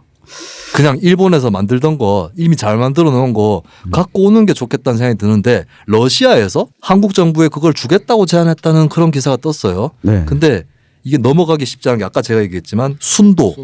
그 순도 떨어지면 이거 효과력이 없습니다. 그리고 제가 사실 내가 너무 순진했나? 대체 물질을 개발해야 된다. 그리고 환경운동가들이 저한테 와서 김수민 의원님 조례를 발의하십시오. 대체 물질을 생산하는 공장에 인센티브를 주는 대체 물질 개발되긴 했어요. 상용화 아닙니다. 그리고 그건 영영 손에 닿지 않을 신기루일 수도 있겠다는 생각을 불현듯 합니다. 그러니까 저도 뭐 한 측면에서 비슷한 경험을 당시에 했었거든요. 네. 그러니까 불산이 얼마나 위험한 건 줄 구미에 있는 시의원도 몰랐고 공무원도 몰랐지만 기자들도 몰랐어요. 그러니까 몰랐어요. 그때 사고가 터지고 현장에 갔을 때 그냥 맨몸으로 갔어요. 맨몸으로 갔는데 한 2시간 정도 지나니까 이제 소방서에서 나오신 분들이 그 기자들은 방독면 안 쓰고 그렇게 다니면 안 된다. 네. 라고 했는데 뭐 괜찮습니다. 한 6시간을 그 불산가스가 누출된 곳에서 그 활보하고 다녔어요. 그 공장 네. 앞에까지 이제 현장을 취재하겠다고. 네. 다음 날 저도 피부에 발진이 났어요. 나는 그 정도까지는 없었는데 근데 나도 막 들락날락 했거든요. 또 민주당의 장하나 의원 온다 그래서 마중 나갔다가 왔다 갔다 하면서 뭔가 이상해. 몸이 좀 이상한 것 같긴 해. 이게 기분 탓인지 하루에 4번을 들락날락 한 적도 있었거든요. 그러니까 이게 과연 우리가 이 물질을 개발하자라고 했을 때 일본이 에칭가스를 순도 높은 에칭가스를 개발하는 데까지 네. 거쳐왔던 시간이 있잖아요. 네, 그렇죠. 네, 시간이 있었고 그러면 우리가 그 단계를 다시 시작해야 되는 거죠. 그렇습니다. 네. 그리고 거기는 일본 특유의 장인 정신이 있어요. 네. 그러니까 소재 개발하고 또 이렇게 공장에서 손으로 이렇게 다루는 거하고 또 달라 하는 게 어떻게 보면 이게 같은 산업이 아니라는 생각까지도 들어요. 양쪽이. 네. 그래서 이게 시장 경제라는 측면에서 봤을 때 네. 지구와 세계가 좋다는 게 뭐냐. 필요한 거 우리가 굳이 생산 못해도 바나나는 우리가 수입해서 먹잖아요. 네. 그 바나나 수입 중단합시다라고 이야기하지 않고 중단을 하면 우리가 바나나를 직접 생산합시다. 그렇죠. 라고 하지 않죠. 그렇게는 또 얘기 안 하지. 우리 기후에서 생산할 수 없는 품목이니까. 네. 그리고 그렇게 기후를 그러면 만들자. 네. 라고 하지 않잖아요. 그러니까 에칭가스도 우리가 그동안 생산해오지 않았고 우리 기술이 없었던 이유가 있었겠죠. 그러면 이거는 솔직히 말하면 아까 제가 앞에서 이야기했던 의도가 아니라면 일본과 잘 풀어서 가는 방향으로 할 수밖에 없다. 그걸 생각한다면 그건 저도 그 점은 마찬가지입니다. 저도 일본하고 어떻게 해야 될지 답이 없는데 저도 그건 맞아요. 저는 그래서 에칭가스는 일본에서 하고 우리가 받아서 하는 것이 맞다라는 그런 생각을 또 갖게 됩니다만 그때 당시에 그렇다면 구미시장 남유진 씨는 왜 주민들을 긴급 대피시켰던 주민들을 시켰지도 않았어. 주민들 스스로 대피한 거예요. 네. 소들이 기침을 하니까 이 장군이 굉장히 센스 있고 활동가적인 분이야. 그분 나 아직도 잊혀지잖아. 그분이 소가 기침하는 걸 보고 바로 조치를 취한 거예요. 민간 자체 능력이 나온 겁니다. 그래서 뭐 초등학교인가 중학교인가 어디 학교로 대피를 했던 걸로 내가 기억이 나는데 네. 다시 오라고 그래서 들어갑니다. 바로 하루 만인가. 그리고 그 어느 정도였냐면 마을 주민들이 어이 공무원 저기 나무에 나뭇잎이 다 누렇게 떠 있는데 이거 위험한 거 아니냐. 그랬더니 그 공무원이 뭐라고 했는지 아십니까? 단풍이었습니다. 단풍이라고 했어요. 그래서 싸대기를 맞았다고 합니다. 맞을만 하네. 그건 맞을만 해요. 네, 지금 이창원 씨께서 이게 잠이 오셔서 갑자기 깼어. 맞을만 해. 그런 정도의 눈으로 봐도 육안으로 봐도 이 동네는 정상이야. 근데 그렇다고 해서 방사선 유출 사고하고 비할 바는 아니었어요. 왜냐하면 며칠 지나니까 싹이 돋아나고 이러더라고. 예, 그 정도 수준이라는 겁니다. 그렇다면 왜 남유진 시장은 주민들을 다시 마을로 불러들였는가? 그때 당시에 나왔던 하나의 가설은 박근혜한테 보여주기 위해서였다. 새누리당 대선 후보였던 네. 박근혜 2012년입니다. 그때가. 네. 그리고 안철수 문재인 다 와 구미로. 네. 예, 다 왔었어요. 박근혜한테 보여주기 위해서 지금 괜찮습니다. 다 회복되었습니다. 이걸 보여주기 위해서 난 그따위 행동이 나중에 세월호 때 그렇네. 화가 났던 게 이 남유진이 세월호 그거하고 뭐 달라 이게 이 사람이 예, 가만히 있어라 가만히 있으라잖아요. 그 동네에 너네들. 근데 요즘에 드는 생각 플러스 하나는 불산 공정을 남유진 시장이 혹시 자급화 생각을 한 것이 아닌가. 그래서 국내에도 불산 공장이 있어야 된다. 그런데 이렇게 참상이 드러나 버리면 안 된다라고 생각한 거 아닌가. 그런 생각도 한편으로 들어요. 그분이 그렇게까지 생각을 하셨을지는 조금 의문스럽습니다. 저 지금 드는 생각입니다. 재미난 것은 2012년 대선을 생각을 하니까 새누리당 색깔을 파란색에서 네. 빨간색으로 바꿔요. 이거는 무슨 의미일까? 이런 생각도 듭니다. 예. 연고전 하잖아요. 연고전. 네. 연고전 나는 막 고연전이라고 부르고 그랬어. 내가 연세대 때 나왔거든요. 네. 근데 왜 나는 고연전이라고 불렀을까? 그리고 심지어 나는 얼마 전에 방송을 하다가 일한 관계라는 표현을 썼어요. 나 이제 어허이. 친일파로 찍힐 것 같아요. 저런. 나는 관대하다. 그래 나는 관대 북남 관계에 좋은 일이 있을 겁니다. 나는 이런 식이야. 그렇게 좀 알고 있어요. 그런데 색깔이 바뀌었어. 그 민주당 또 파란색 써 지금. 근데 일본이 파란색이잖아요. 축구할 때. 네. 그렇죠. 혹시 이창원 씨는 문화 네. 전문가니까 일본이 왜 파란 유니폼을 입는지 아십니까? 그것까지는 잘 모르겠고요. 네. 그때 조동원 그러니까 그러니까 한나라당에서 새누리당으로 바꾸면서 네. 파란색에서 빨간색으로 바꾸잖아요. 그거는 이제 조동원 당시 홍보 뭐 그 아이디어 네. 뭐 홍보 담당자의 아이디어였고 네. 이제 완전히 바꿔내겠다라고 하는 것으로 해서 빨간색을 썼는데 네. 손혜원 지금 의원이 네. 그걸 보고 쾌재를 불렀다고 합니다. 왜? 그러니까 파란색이 주는 아. 힘이라는 게 있거든요. 왜냐하면 그렇습니다. 민주노총도 파란색을 써. 파란색은 자연에 없는 색이에요. 그러니까 자연에 없어요. 이게 색깔론적. 그렇지. 우리 관념적으로는 색상으로 보면 하늘이 파랗고 그렇죠. 강물이 파랗지만 정확하게는 아니죠. 네, 그러니까 파란색은 원래 자연이 없는 색이기 때문에 네. 예로부터 권위와 권력을 상징하는 색이었어요. 그리고 파란색은 변형할 수 있는 게 빨간색보다 훨씬 많습니다. 그렇죠. 네, 그렇기 때문에 지금 민주당이 그렇게 이 디자인이 예쁘게 딱 봤을 때 그냥 뭐 여러 가지가 나올 수 있잖아. 네. 그걸 이제 손혜원이 생각을 그 쾌재를 그렇게. 불렀다라고 하더라고요. 그러니까 파란색이 권위 상징을 그건 제 얘기인 거고. 그러니까 원래 파란색이 훨씬 더 그러니까 활용할 수 있는 부분들이 좀 넓어요. 그렇죠. 네, 그건 있어요. 그 실제로 진보신당 인가 그 네. 당원이 파란색을 써야 된다라는 글을 레디앙이라는 매체에 올립니다. 우리가 새누리당이 버린 파란색을 네. 주워가자. 아. 근데 괜찮은 아이디어라고 난 생각했거든요. 네. 근데 처음으로 파란색을 주워간 것은 안철수였어요. 새정치연합. 안철수가 대선 출마할 때 제일 처음에. 말고 네. 새정치연합이라고 하는 안철수 제1차 안철수 네. 신당을 네. 만들 때 네. 파란색을 주워갑니다. 아. 그러고 난데 근데 민주당도 슬쩍 약간 쓰려는 분위기였나? 그때 네. 그래서 그래서 민주당과 녹색 통합하면서 비슷한 거 썼던 네. 것 같네요. 민주당과 그때. 통합하면서 파란색을 써요. 네. 네. 새정치민주연합이. 음. 그러다가 안철수는 그 파란색을 놓고 나옵니다. 그리고 민주당은 사실 색깔이 안 정해져 있었어요. 그렇죠. 녹색이 있고 네. 노란색이 있어. 두 개를 써 민주당은. 네. 근데 주로 친노 세력은 노란색을 쓰고 비노 세력이 녹색을 썼어요. 네. 근데 안철수가 파란색을 놓고 나오면서 녹색을 가져갔어. 음. 예. 이게 지금 색깔을 지금 돌려서 쓰는 거 아니에요. 네. 우리나라 정당 색깔들 봐봐. 녹색당 빼고 당 로고 색이 안 바뀐 당이 별로 없어요. 그렇죠. 정의당도 처음에 시작할 때 분홍색하고 녹색인가 이걸 붙여서 시작했어요. 진보정의당 시절에. 네, 진보정의당 초창기. 그리고 노회찬 후보 부인 김지선 씨는 녹색 옷을 입고 보궐선거 운동을 합니다. 예. 그 녹색은 되게 많은 사람들이 있어. 자민련에 김종필도 썼어요. 네. 그리고 오세훈 또 자기네 당 파란색 한나라당일 때도 녹색 자기는 서울시장 후보 녹색 썼어요. 뭐 한데 어쨌든 간에 보면은 색깔들이 다들 바뀌어. 정의당도 결국에 노란색으로 바뀌었죠. 네. 이런 식으로 막 색깔이 막 도는 네, 그런 질서들이 보이는 것인데 이게 마치 한국 외교의 역사와도 비슷한 부분이 있어요. 자, 여기서 아베가 왜 빡쳤는지 우리는 알 수 있습니다. 2005년에 사실 아베는 문재인 대통령을 믿고 있어요. 이거 무슨 소리지 하는 분들 계실 겁니다. 나 욕하기나 해봐. 2005년에 문재인 대통령을 믿고 있다. 아니 지금의 문재인 대통령을 그러니까 지금의 문재인 대통령 아베가 믿고 있어요. 네. 아베가 첫 네. 총리가 됐을 때 2005년에 자, 2005년 8월에 무슨 일이 있었느냐. 사실 우리는 노무현 정부 때 예, 노무현 정부 때 일본과의 관계, 독도 문제. 네. 노무현 대통령 막 연설하고 독도로. 네, 독도는 역사의 문제다.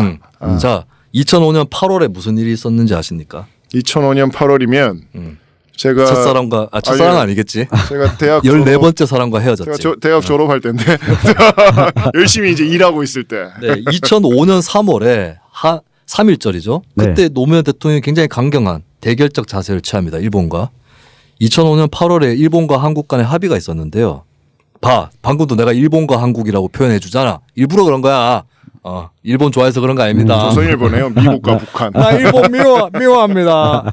근데 사실 제가 이 에피소드 올라올 때쯤 다른 팟캐스트 올라올 텐데 제가 네. 친일파라고 찍혀 있을 확률이 대단히 높아요. 잘못 친일은 알아도. 좋은 거예요. 아니 그렇게 얘기하지 마. 너도 찍혀. 아니 내가 친일파가 될 수 없는 게 나는 락밴드도 난 락 매니아지만 일본 락밴드는 안 들었어. 두 팀 빼고. 그건 뭔 상관이야 도대체. 아니 나는 체질적 문화적인 반일이 있었어요. 어릴 때부터. 미국을 동경했고 일본을 완전 제쳐놨었어요. 그리고 난 일본 락밴드 비리비리해보여서 싫었어. 엑스제팬 이런 거 막 고음 위주의 얇고. 저도 일본 락 밴드들 그렇게 좋아하지. 저는 일본 락 밴드 중에 두 밴드만 좋아했습니다. 라우드니스. 네, 라우드니스는 거의 서양 보컬이야. 그렇죠. 원래 그 서양 팀을 네. 잡기 위해서 네. 또 계속 노력을 했으니까. 그렇습니다. 그리고 빌보드 차트에도 진출했고. 최초로. 네, 그 나는 라우드니스가 일본 밴드 같지 않아서 좋아했고 두 번째 내가 좋아했던 밴드는 자드였습니다. 자드. 그거는 보컬이 예뻐서. 네. 자드는 들어봤다. 네. 자드. 예, 두 밴드는 완전 다른 밴드죠. 뭐 근데 하여튼 그 외에 나는 엑스제팬, 라르캉시엘 다 싫어했고요. 비주얼 그다음에 락을 싫어하는 그렇지. 거죠. 그리고 애들한테 계속 씹고 비주얼 락 씹고 엑스제팬보단 넥스트가 낫다. 이러고 넥스트랑 엑스제팬은 또 공교롭게 같은 날 해체합니다. 1997년 12월 31일. 네. 내가 중학교 졸업할 때쯤에. 근데 그리고 뭐 기억나네. 이렇게 그리고 난 결정적으로 일본어를 24점을 받은 사람이야. 고등학교 1학년 때. 내가 친일파가 될 수가 없어. 아유. 일본하면 내가 이가 갈려 아직도. 친일은 나쁜 게 아니라니까요. 난 나빠. 아. 나쁘다고. 나 친일파 아니라고. 나쁘고 난 그거 아니라고. 그래서 2005년 8월에 뭐가 있었는데 2005년 8월에 노무현 정부가 그 1965년 한일 협정 관련한 그걸 더 정리하는 과정에서 네. 뭘 발견하는데 강제징용 문제는 옛날에 일본에게 왜 3억 불로 무상으로 받고 했었잖아. 60년대 그때 네. 협정할 네. 때 거기 안에 들어가 있는 거다. 네. 강제징용 보상은 이미 네. 근데 이게 한일 협정 자체가 야리꾸리한 게 그렇죠. 박정희라는 사람이 야리꾸리하다는 뜻인데 한일 협정 자체가 이게 배상인지 아닌지 네. 헷갈리게 아, 만들었어. 맞아요. 네. 근데 거기에 들어가 있는 걸로 해석하는 겁니다. 네. 그래서 강제징용에 대해서 일본 정부는 이미 책임을 다했다라고 노무현 정부가 네. 이 얘기 처음 들어보시는 분들 많을 거예요. 왜냐하면 노무현 정부 때 일본하고 싸웠던 것만 기억나지 이거 기억이 안 나. 난 그리고 솔직히 노무현 대통령이 많이 고민했을 거라고 봅니다. 엄청나게 고민했을 거예요. 노무현 대통령이 강제징용 합의를 해줘 버렸어요. 네, 일본이 우리한테 이미 줬다 그거 강제징용 몫은. 네. 그러면서 노무현 정부는 정부 돈으로 배상을 합니다. 예. 그리고 사실 배상이 그때가 처음이 아니야. 1975년 박정희 정권 때도 정부가 강제징용 피해자 배상을 했어요. 네. 그러면서 대신에 노무현 정부는 사할린 동포 문제, 원폭 투하 문제, 그리고 위안부 문제는 합의해주지 않는다. 세 가지 빼고 나머지를 털은 거예요. 그때 강제징용이 털렸는데 그걸 관장한 위원회가 있습니다. 위원회 위원장이 현재 여당 대표인 이해찬 국무총리였고요. 네. 그 위원회 안에 문재인 당시 민정수석이 들어가 있었습니다. 자, 아베는 어떻게 생각할까요? 문재인 당신 또 강제징용 합의해줬잖아. 이렇게 생각하는 겁니다. 근데 자, 거기까지. 그 다음에 아베는 계속 빡치기 시작합니다. 왜냐? 아베는 이제 2003년 4년 뭐 관방장관부터 시작해서 한국 대통령 4명을 겪었어요. 네. 이명박, 노무현 다음에 이명박 나왔어. 딱 이미지 어때? 이명박, 일본하고 이명박 어때요? 아주 가까울 것 지금은 같죠. 곤란하다. 네. 조금만 기다려라. 기다려달라. 그 문제가 이명박 정부 좀 초반기 정도에 튀어나왔죠. 네. 이명박이 그것 때문에 국내에서 곤란해졌어. 네. 그렇지. 진짜로 곤란해졌어요. 그거 다들 기억하시죠? 네. 지금 그래서 똑똑하고 그랬어. 다 야카이토, 아카이토야 뭐야? 이명박 이름 자체가 일본 이름 아니야? 맞아요. 네, 명박. 네. 사실 박자로 끝난 이름 별로 없거든요.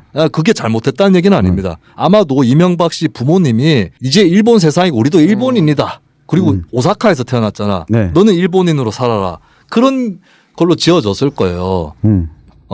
그런데 이명박은 대학교 때 뭐 했냐? 한일협정 반대 시위. 박정희가 한일협정 반대 시위 그거 할 때 반대 시위를 했던 네. 사람이야 또 이 사람이. 이거 뭐야? 이 사람의 정체는 뭘까? 근데 어쨌든 우리를 포함해서 많은 사람들은 친일적이다라는 이미지를 갖고 있죠. 일본이 이명박을 정확하게 어떻게 생각했는지는 모르겠어요. 그러나 어쨌든 이명박은 2012년에 독도를 방문합니다. 그렇죠. 대한민국 대통령 최초로. 최초이자 유일이죠. 유일. 지금까지. 네. 노무현 대통령 독도에 간 적 없어요. 없습니다. 없죠. 네, 왜 그럴까요? 우리 국민들은 똘똘 뭉쳐서 독도는 우리 땅이고 특히 우리 경상북도 사람들 독도 우리 행정구역이야. 그렇지. 김관용 지사가 친일 할 수가 없어. 독도는 우리 땅이거든. 근데 왜 이명박이 하필이면 대한민국 대통령 중에 유일하게 독도를 갔느냐. 뭐 아주 쉽게 생각하면 뭐겠어요. 자기의 이미지를 희석시키고자 한 거겠죠. 나 되게 친일 아니야. 뭐 이 메시지를 주고 싶었던 거죠. 아베의 기분이 어땠을까요? 이건 뭐지? 차라리 다른 사람이 대통령을 하는 게 낫지 않았을까? 네. 이렇게 생각했겠죠. 그 다음 대통령이 박근혜예요. 한일 협정을 체결한 그 사람의 딸이야. 네. 이걸 어떻게 하지? 생각을 했겠죠. 일본도. 그 박근혜도 고민이 많아. 예, 이거 칭찬 아니야.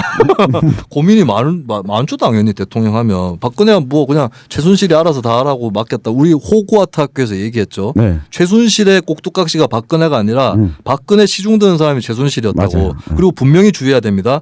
만약에 최순실이 박근혜를 조종했다고 친다면 박근혜는 뇌물을 수수한 적이 없는 사람이 돼서 무죄로 나올 수도 있어. 맞아. 최순실 지가 그냥 박근혜 팔고 다니면서 돈 걷었다 이러면 어떡할 거야. 박근혜 그럼 무죄 나올 수도 있어요. 그렇잖아. 그렇죠. 속으면 안 돼요. 그런 상황입니다. 근데 박근혜 됐어요. 근데 박근혜가 위안부 문제 해결을 위해 노력했어요. 이거 칭찬 아니야. 왜냐하면 자기 자신을 생각해서라도 노력할 수밖에 없지. 자기 이미지를 생각해서라도. 그렇죠. 예. 그리고 부친한테 붙어 있는 친일 이미지 이런 걸 또 떨쳐낼 수 있잖아. 그리고 동시에 어쨌든 박근혜 자신이 네. 대한민국 첫 여성 대통령이라는 그 이미지도 음. 긍정적으로 가지고 가고 싶었던 거죠. 그렇죠. 위안부 여성 네. 이거잖아요. 아베 입장에서 불편했다고 합니다. 이거 팩트예요. 박근혜 정부의 그 압박이 불편했다고 해요. 네. 그리고 전승절 기념식에 가고 그것도 그런 거 아니었을까? 박근혜가 일부러 중국 쪽에 딱 붙으면서 야 일본 이거 아니었을까 그것도 미국도 어느 정도 자극했겠지만 네. 그러면서 한일 위안부 합의가 나옵니다. 2015년 말에. 근데 국민들의 반응은 뭐죠? 야합이다. 이게 뭐냐? 소녀상 세워지고 대학생들 밤샘 농성 들어갑니다. 담요 덮고. 아베는 또 빡쳤을 겁니다. 당시 여성가족부 장관. 네. 강은희 대구 교육감이죠. 교육감. 근데 그 양반은 그걸 해주고도 네. 대구 교육감이 돼가지고 그러니까. 이게 대구 사람들 친일 오명을 쓰게 생겼어. 근데 사실 이게 세상사가 만만치 않아서 그거 친일 반일 이것만 있는 건 아니거든 세상에. 그렇죠. 여러 가지 네. 기준의 이슈들이 있는 거죠. 그렇기 때문에 근데 박근혜가 이걸 해버린 건 난 천하의 실수였다고 봅니다. 박근혜가 너무 위험한 천만한 도전을 했어요. 물론 배후에 오바마가 있었어. 오바마가 그렇죠. 미국, 네. 일본, 한국을 연결하는 그 축을 다시 탄탄하게 다져서 중국에 대항한다는 네. 그 재균형 전략을 씁니다. 그러면서 한일 위안부 합의가 나왔는데 한국 사람들은 거의 대부분이 거기에 동의하지 못합니다. 그리고 박근혜도 그걸 알아. 그래서 총선을 앞두고 무리하게 개성공단을 폐쇄한 것도 나는 혹시 한일 위안부 합의의 여파를 덮기 위해서 친일 문제를 반북 문제로 전환시키는 프레임 전환을 시도했고 플러스 사드까지 나온 게 아닌가. 예. 근데 외교라는 게 너무 위험해요. 선거 앞두고 함부로 할 게 아닙니다. 네. 나는 솔직히 아베가 지금 이러는 게 참의원 선거 때문이라고 생각 안 합니다. 그리고 일본 사람들은 한국 정치에 관심 없어. 한국 문제에 별로 관심 없어요. 근데 관심이 좀 생길 수 있겠지. 최근 들어서. 그런데 아베 입장에서는 결국 어떻게 됐어요? 문재인 정부로 바뀌었어요. 네. 한일 위안부는 완전 파기된 건 아니지만 무력화됐어요. 그리고 화해치유재단이라고 하는 그 타협, 절충화는 해제되었습니다. 네. 아베는 이렇게 생각하겠지. 저 뭐 어떡하라는 거야. 어떡하라는 거냐 이거. 그런데 지금 대통령 문재인은 2005년 노무현 정부 때의 강제징용 합의의 당사자 인물입니다. 아베는 문재인에게 그것을 얘기하고 있는 거죠. 그때 너희 합의했잖아. 대법원 판결 핑계 댈래? 사실 또 문제가 꼬인 것은 한참 뒤에 대법원 판결이 나와버려요. 개인의 일본에 대한 청구권이 있다고. 네. 이것도 왜 뒤에 나오는 거야? 어쩌라는 거야 도대체. 끝났어? 끝난 얘기였어요. 아직 안 끝났어. 아직 안 끝났어? 또 어디까지 가는 거야 또? 그래서 저도 고민이 좀 심합니다. 네. 내 손을 잡아봐. 17일 0시 업로드될 2부에서 이어집니다.